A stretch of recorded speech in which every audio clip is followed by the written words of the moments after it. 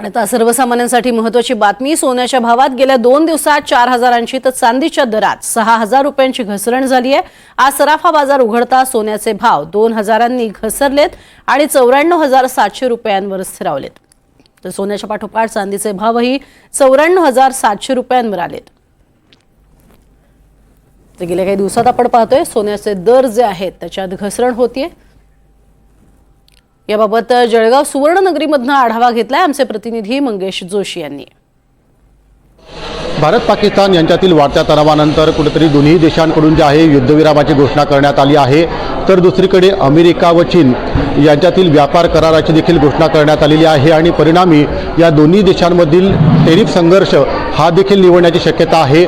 मात्र या संपूर्ण जागतिक घडामोडीचा परिणाम जो आहे हा शेअर बाजारावर देखील पाहायला मिळाला, तर दुसरीकडे सोन्याच्या भावावरती देखील या दोन्ही जागतिक घटनांचा परिणाम पाहायला मिळतो आहे। त्यामुळे गेल्या 2 दिवसात सोन्याचे भाव जे आहे हे 4,000 रुपयांनी घसरलेले आहे। आपल्यासोबत जळगाव सुवर्णनगरीमधील सोन्याचे व्यापारी सागरजी बंगाळे आहेत।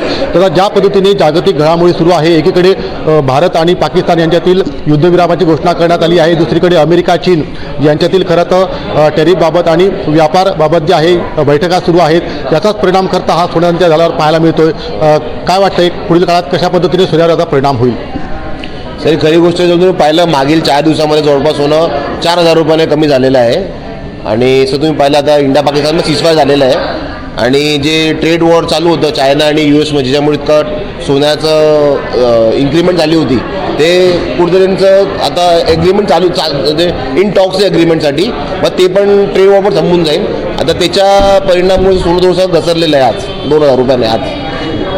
नक्कीच आगामी काळात अशाच पद्धतीने जर जागतिक संघर्ष हा कुठेतरी निवळला तर सोन्याचे भाव अजूनही कमी होतील?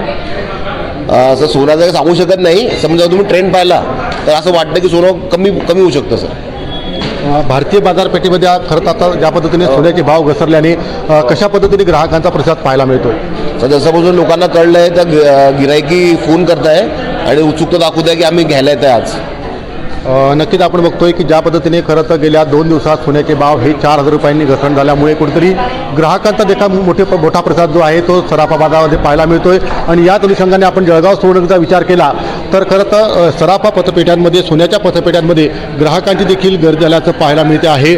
आगामी काळात खरं तर जागतिक संघर्ष हा संपुष्टात आल्यास सोन्याचे भाव अजूनही कमी होणार असल्याचा अंदाज जो आहे हा सोने व्यावसायिकांनी व्यक्त केला आहे। मंगेश जोशी, NDTV मराठी, जळगाव।